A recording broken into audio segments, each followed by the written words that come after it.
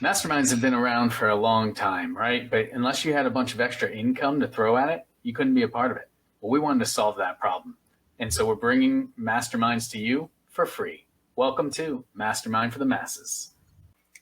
Hello, everyone. Welcome to this week's episode of Mastermind for the Masses. Right now, Colby is dealing with a little bit of the aftermaths of Hurricane Helene. It passed by Shan and I last night at a certain point. So he and I are here. We've recovered, but Colby's dealing with it still in South Carolina.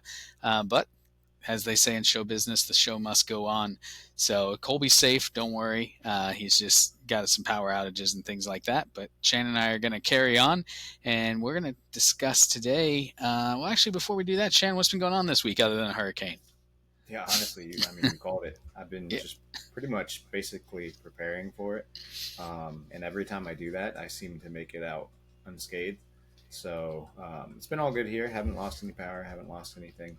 Um, it's been nice and smooth. Other than that, not too much going on. How about yourself?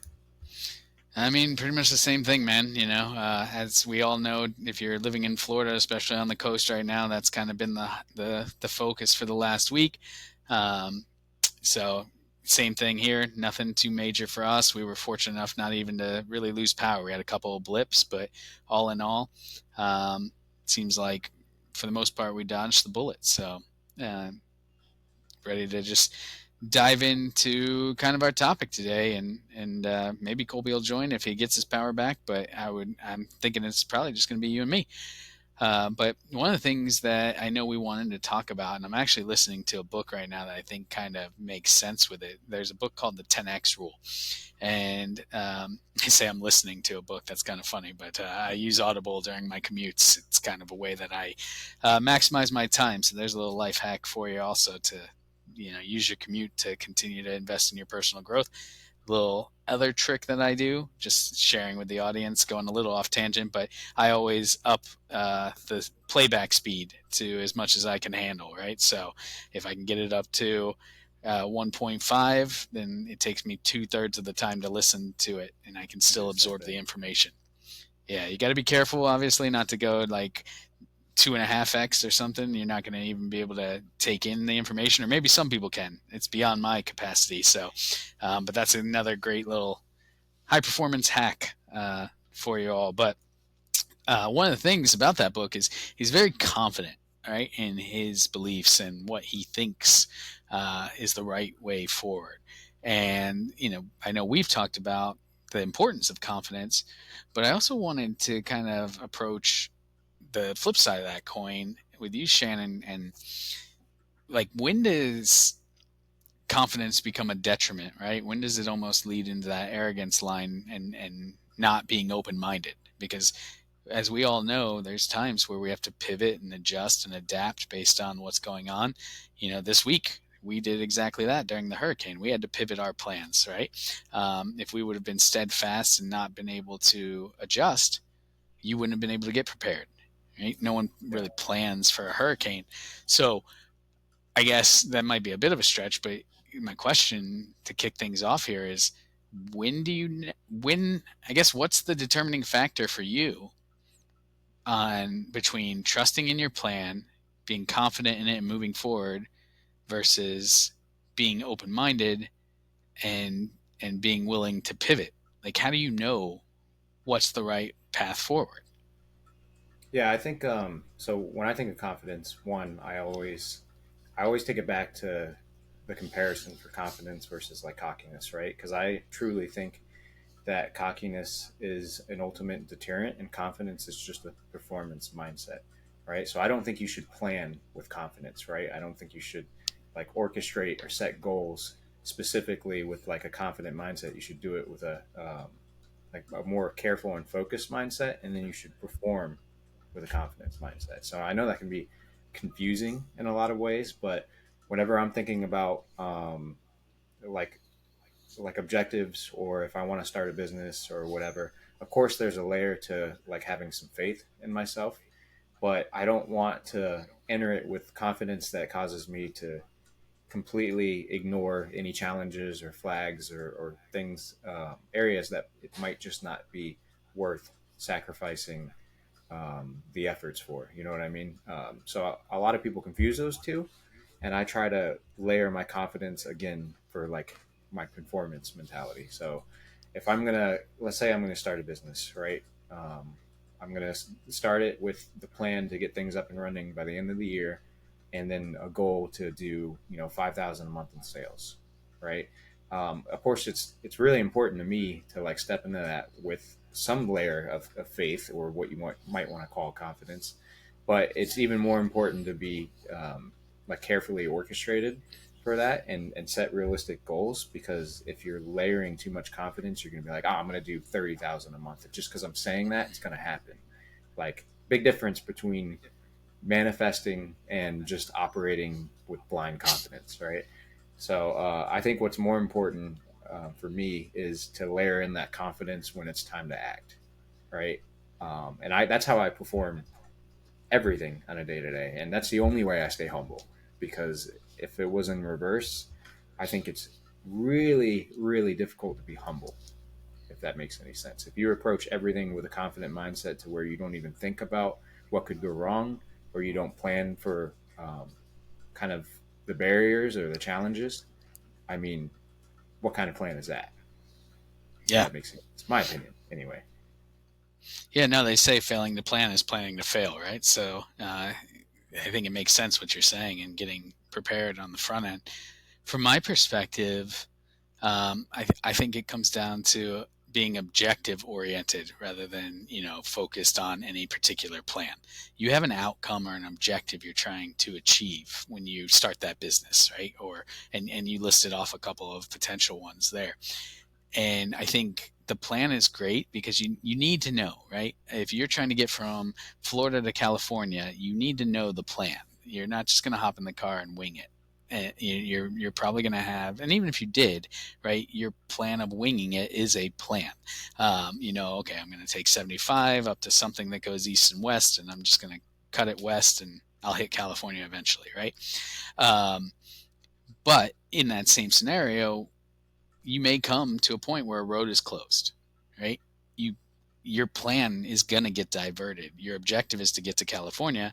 You're not going to just drive through the road closure and be like, well, I don't care. My plan was this, right? You're going to pivot, and it's an appropriate pivot, but you're not changing your end objective or your end target. And I think for me, that's how I know when to trust in what I'm doing is does this diversion or does this pivot still take me towards the target that I want to achieve, or is it now taking me away from that target? And so I think that's how I kind of decide Yeah. which way to pivot. Now it's a different question, of course, when the target needs to change. Have you ever experienced that, Shan? Like possibly set a target that was maybe too ambitious, or you wound up having things change along the way, and that original target was no longer a valid objective for you? Like, how did you, Yeah. has So that happened, and how did you make the determination of pivoting? I think that's where the open-mindedness comes into play for sure.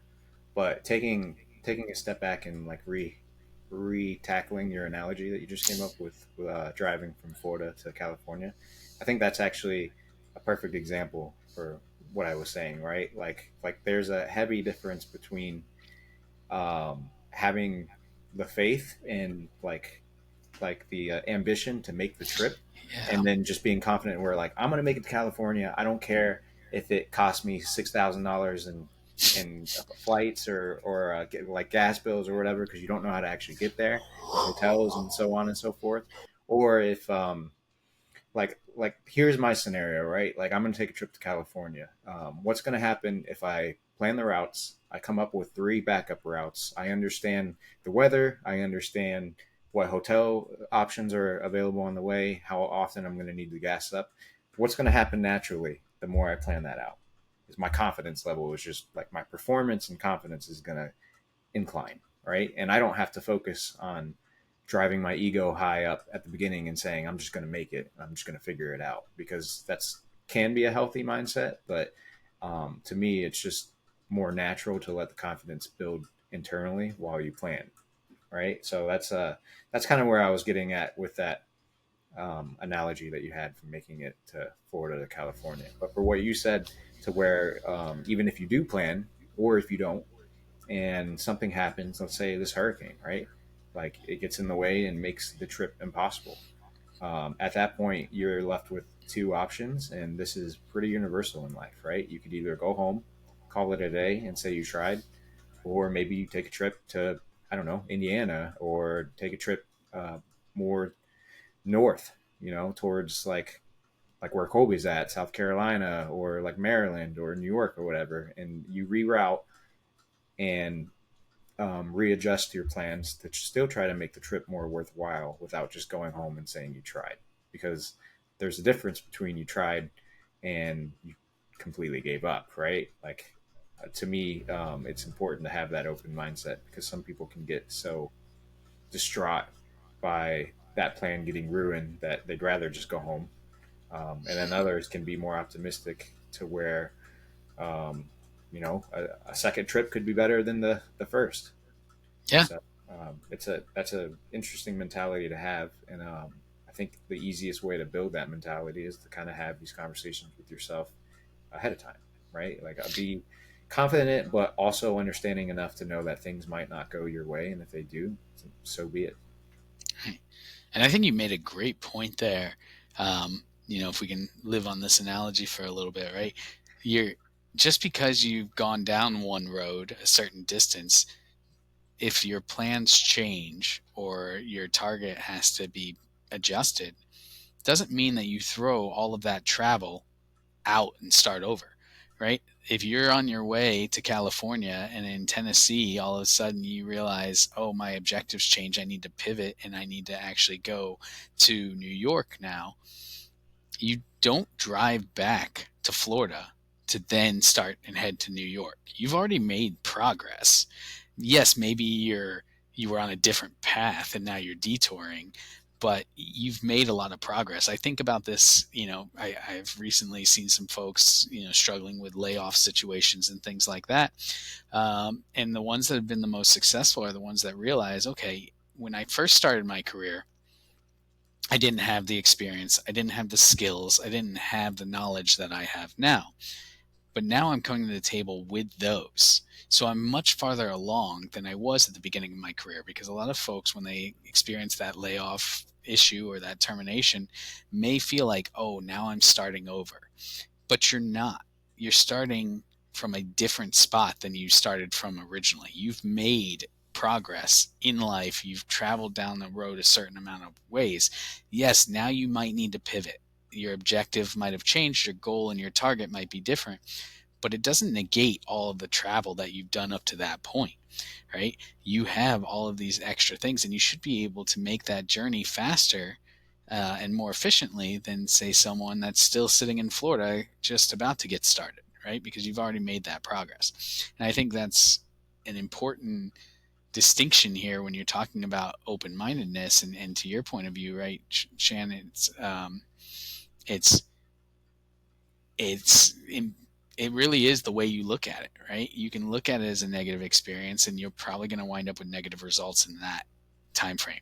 But if you look at it as an opportunity, you'll start to see the opportunity that it actually may be, right?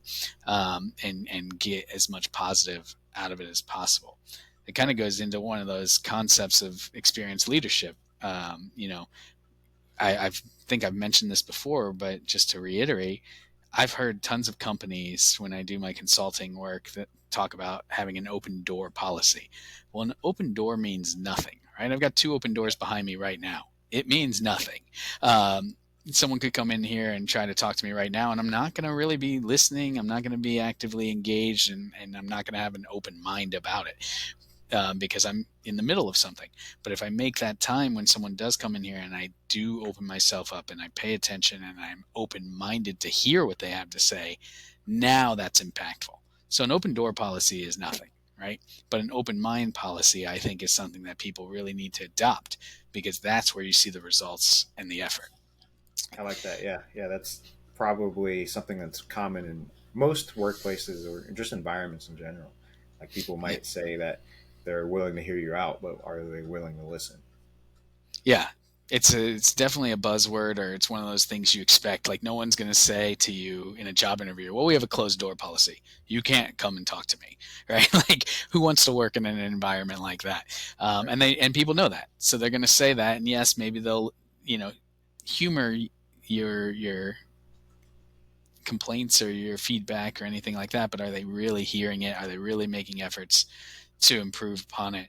Or to circle back to our original topic here, are they so locked into their own self belief of their plan, their ideas, their objectives, that they aren't open to taking a different lens, taking a different approach, right? And I think that's a huge detriment. I actually just finished up a course this week. I was taking a course with Harvard Online on implicit bias, and it talks about the fact that you only get the benefits from diversity if you actually embrace that inclusive and diverse environment. Just having a bunch of diverse people doesn't guarantee the benefits, right? They have to have an equal voice. They have to be able to share their opinion, and the organization has to be willing to listen. Doesn't mean you go along with everything they say, but you definitely need to take in all of those opinions to get the benefits. That's the only way you can actually benefit from having a diverse environment, is if you also make it inclusive. Right. Um, so I know I kind of went down a rabbit hole and a tangent there, but it just all kept flowing. I Yeah. felt like I had All to good. get it out. All good. All um, good.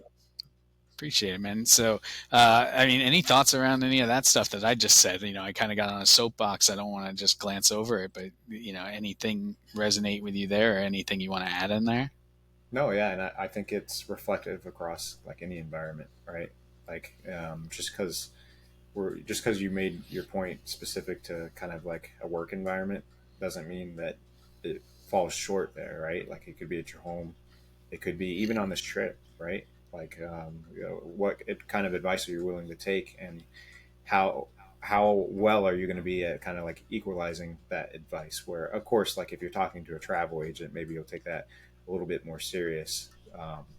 But if you're also open-mindedness enough to, when you stop at a gas station and you speak to someone who maybe is halfway through to your route and they got a couple good suggestions on where to stay or what to do because they've been there, that's another layer to that open-mindedness too. And you never know what kind of value you might be missing out on if you don't keep that mind open. And again, like you don't have to equate everything specific to kind of like your diverse scenario you just gave, but I think it's really important to be open minded because you just don't know what you're missing out on if you don't start with that mentality at the first place. Yeah. And you bring up another great point here. The locals are obviously going to have strengths in those areas and know more about a particular area than you are, right? Probably even more than that travel agent, because they live there.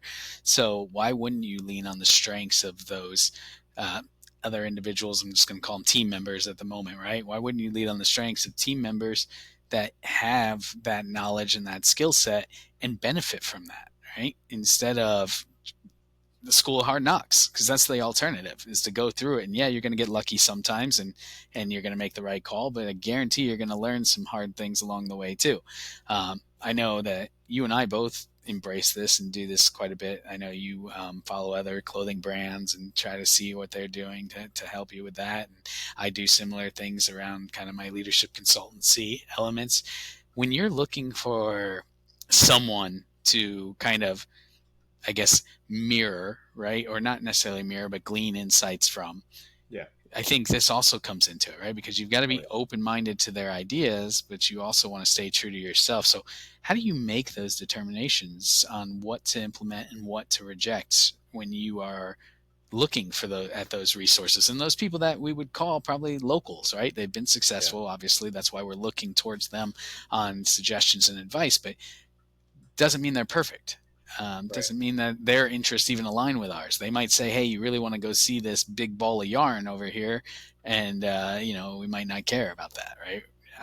So how do you make those determinations? I think you might be reading my mind a little bit because this is the exact topic I wanted to bring up as you started talking about, you know, like visiting the locals and getting their opinion.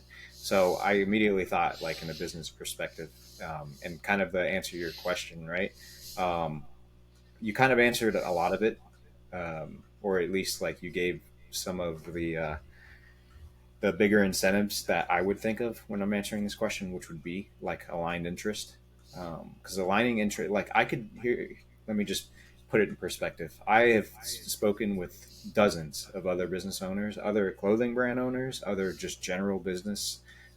Their tactics, their marketing, their mentality, like it's all strong, but like 8 out of 10 times, like their methods wouldn't work for me because our interests don't align.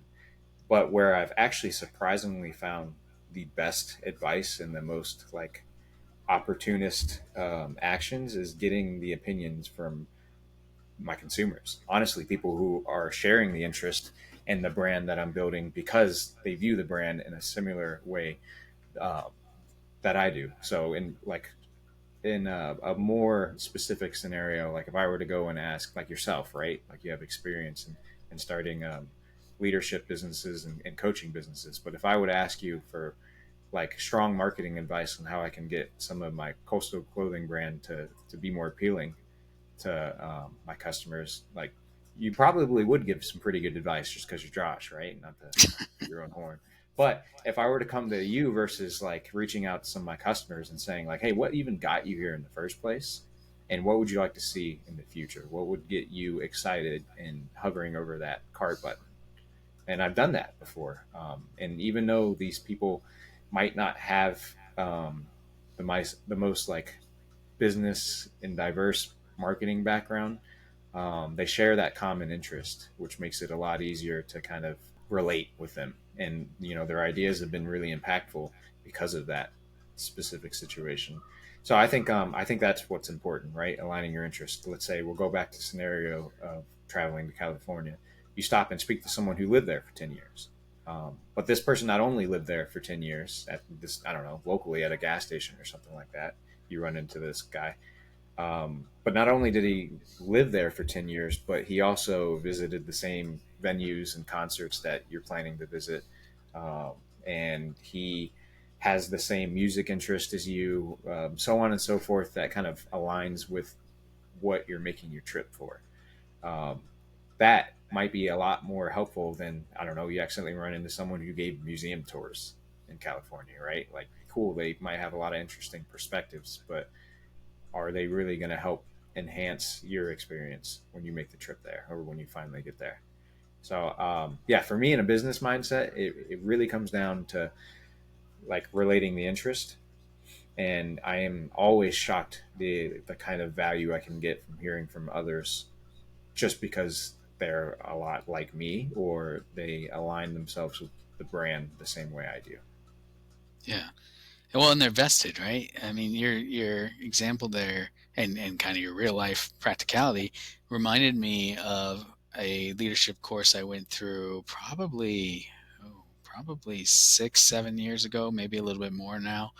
Um, but in it, they had a lot of these exercises, as leadership development tends to do, more of that practical application. And so there were I'll try to simplify this as much as I can so that you can understand it listening, right? Because obviously, if you're there experiential, it's a lot easier. But essentially, they had broken us up into two groups and put us on the opposite sides of this tarp that had kind of had tape put down as a grid, right? So imagine like I forget, maybe 8 squares by 8 squares, and the instructor knew specifically the route that was safe. So the intent was for you to find the safe route.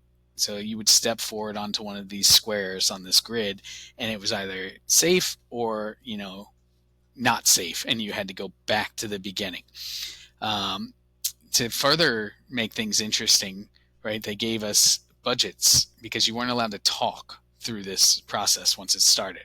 So they gave one team $800 and one team $700. And every time you stepped on a square that was going to be not safe, you had to pay $100. Or if you talked, you had to pay $100, right? So you had very limited mistake room here when you think about it. But obviously, one of the questions that came to mind is, well, why does that team get 800 and why does this team get 700? So, they were creating a little bit of a divide intentionally. And they said, okay, before we start this experiment or this task, we're going to give you 1 minute to talk amongst yourselves and figure out your game plan. Because after that, you can't talk or we're going to penalize you. So immediately, because we were in two separate groups on opposite sides of this, everyone collectively turned to their group and started to strategize and formalize. But there was one individual, I wish it was me, but it wasn't, on the other team that said, hey, are we allowed to work together? Like speaking about the two different teams. And they said, you can do whatever you want. So instantly, we all turned together, realizing that we had the same objective and same goal. The funds didn't matter, and we wound up working on this together. So they were attacking it from one side, we were attacking it from the other. So by the time we got to the middle, we already knew the safe path, right, on the other side. And I think, if I recall correctly, we set like a course record or an event record. Like, it was just because we had that collaboration. And the reason your story made that pop into my head is you're going to your customers who want an end result of value add to their life, whether that's a great product, whether that's a great service, whether that's whatever the case might be. They want something and you want to provide it. So even though you're in two separate groups, right, as the provider and the consumer, you have the same objective, you have the same goal.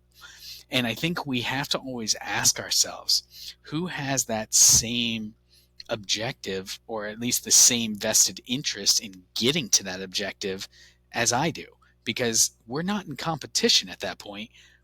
We really should be focused on collaboration and how do we achieve that objective together, because we have the same goal. Right? And I think far too often we see that even in the business world, where we might all be working towards the same objective, but for whatever reason, we get in this silo mode of like, oh, that's my area. I'm going to control that. I'm going to protect that. Like, I don't want you stepping into my area. And all that does is create friction and slows down our achievement and our success and our performance.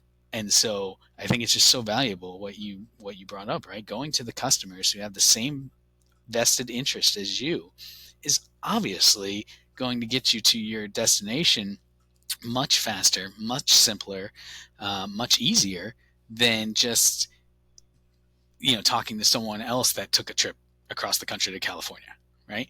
Yes, there's value that you can glean from those other people that took a trip too, but they're not vested in your trip per se, right? They remember their trip, they remember the benefits of that, they remember what they did, what they enjoyed, but again, they're not in the car with you, right? And I think that's super key. So if you're going to visit that person in California, they're going to give you advice on how to get to them faster, because the intent is let's meet up in California, right? And so they're vested. Yeah, you can really reap the rewards on being open-minded. And actually, just to continue like the business conversation, I'm interested in talking about this with you because it is probably one of the more modern, realistic scenarios on what happens when a company can self-reflect and be open-minded versus the detriments of the end result of them not being open-minded.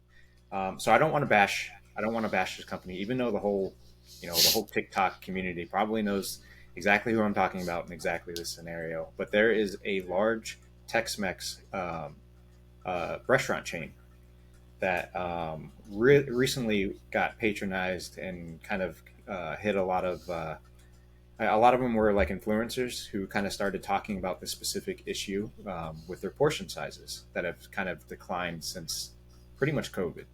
And of course, like we can argue that, that kind of makes sense with the cost of things going up and with prices and, portion control has definitely seen a slope for this company.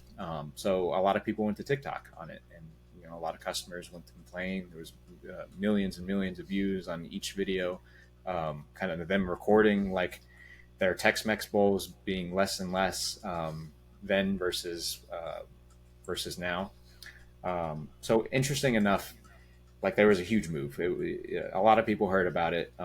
It caught wind pretty quickly, and everyone was kind of waiting on the company's response. I would say that the company didn't do a great job at acknowledging it, and specifically the CEO.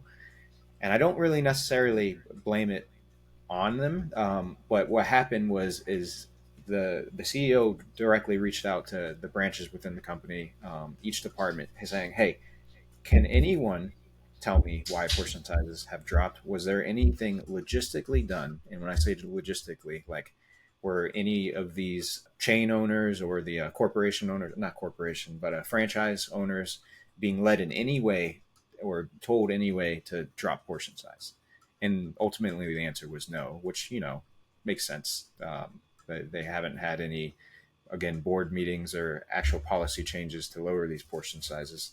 So after that being said, being that the CEO reached out to the company internally and not really took the consideration of the customers, they went out there and they made that announcement. They said, "We have not changed portion sizes. This is crazy. This is all kind of like TikTok clout. It's not real," so on and so forth. So it hit like a neutral response. But what was really interesting was now all these other smaller chain, or even some of them were larger ones, took advantage of the customer complaints, right, and the TikTok videos, and they actually started without any pressure raising their own portion sizes. And I'm talking about competitive brands, right, like ones that might not be directly related, might be directly competitively related, and they started uh, both like professionally and kind of just low key raising their portion sizes. And now you see like a lot of these companies are getting the same kind of positive clout on TikTok. People are talking about like, look at how big this bowl is, and look what this company. I think, to be honest with you, I think Taco Bell came out.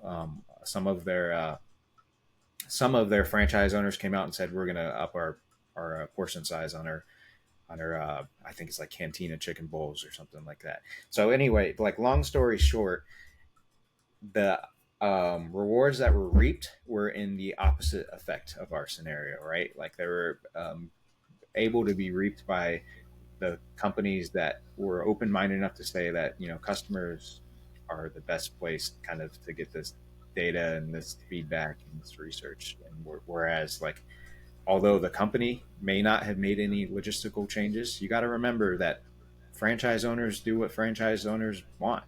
So just because you asked a few department heads, "Hey, has anything happened? Has anyone made rule changes?" doesn't mean that the franchise owners aren't trying to save a quick buck because of inflation and everything else going on right now. So I thought that was a really modern and interesting lesson on what could happen if you listen to the wrong advice. No, absolutely. And I mean, at the end of the day, perception's reality, whether it's reality or not. Yeah. As much as you can point to all the data that you want, if somebody believes a certain item and they aren't open minded, there's not much you can do to change their mind, right? You've seen this anywhere online where there's a comment thread. People go back and forth, but they just get ingrained in their own opinion. So the best thing to do is to actually address those concerns. Had they I would say if the CEO had gone into one of these franchises that had been reported, rather than going to his heads or calling the franchisers, but just go in as a customer, right? Pull an undercover boss, order your meal. Don't even let them know who you are. Sit down at it. And, that's a perfect TikTok video if you wanted to address that, right? Be like, this is what I got. And you're right. This isn't right. We're going to take steps to fix this. We're going to figure it out. Right. And then that would have shifted that perception to be like, wow, they heard us. They care. He took action. And this is what's going to happen. Right. And it could have increased their sales dramatically rather than opening the door for other companies that were open minded and said, okay, here's an opportunity. Let's dive into it. Right. Yeah. I mean, back Not to to pick the on them. Yeah. Sorry. Go ahead. Oh, just saying quickly back to that Florida to California analogy, right? Like you stop and run into someone who's been there locally for 10, 20 years versus you contact a tour guide. And like let's say you have that mentality where like I only trust what the tour guide says because he has the credentials, aka similar scenario. Me as a CEO, I'm only trusting my board members because they logistically know the most about my company, right?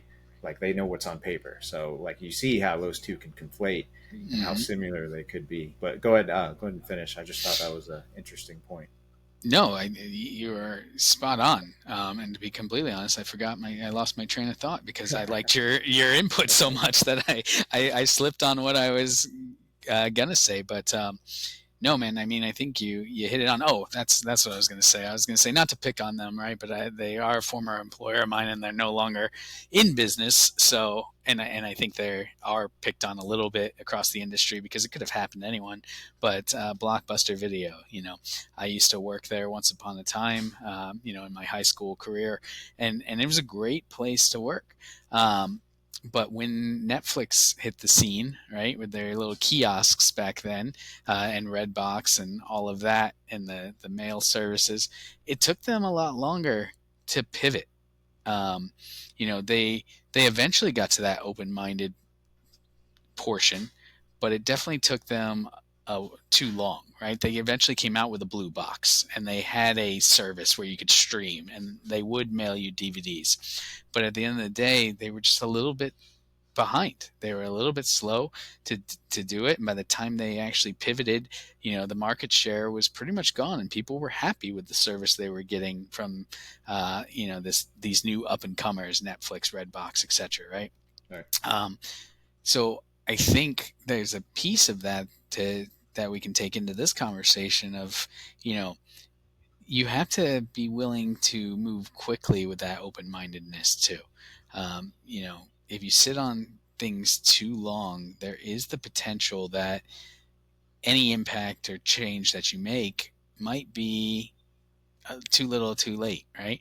And if I take it back to the analogy, if I take a wrong turn trying to head to California, and I see a dead end sign or a no outlet sign, but I keep going because I think this will cut out somewhere, right? It it's not going to lead to the results that I want, and it's just going to increase the time of my trip, make me late for my arrival time because I've got to get all the way down the end of this path that I've been stuck on. Then yeah, okay, I have no other options. Now I need to be open-minded. And I kind of feel like that's what they did, right? Yeah. They stuck to their guns, they stuck down their path, and then when it was obvious that they were about to really feel the effects, they said, "Oh," or probably it was obvious they were really feeling the effects. They said, "Okay, now we'll be open-minded. We're going to pivot," but it was too little, too late, right? So I think speed has a portion to do with that Would be like open-mindedness too. your original situation when you talked about a closed road on the route, right? Like to me, they drove around the sign instead Yeah. of like took the time to kind of to reroute their trip, right? Like they were just so focused on going this specific way that, and I've done that before, right? Where Mhm. like you kind Yeah. of just drove around and hope to God that it's closed because someone felt like putting up a closed road sign and it's not actually a big deal.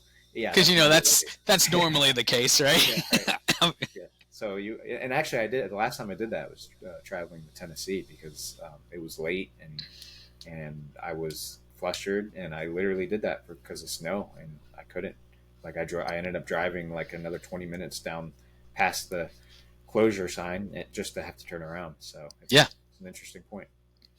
yeah, and I think that's what we see far too often, unfortunately, is they were so focused on their plan and what they wanted to do, and they probably had strategic plans built out and objectives that when this new thing came up, it wasn't part of their 5-year plan or 10-year strategic plan. Large companies have those, and I think they should. I'm not discrediting those at all, but the farther out your plan is, the more willing you have to be to pivot and change it. I think you need to do it with as much thought as you put into creating the plan, but you also have to be able to move quickly, especially in this day and age, right? The world's getting smaller, everything's getting faster, whether we like it or not.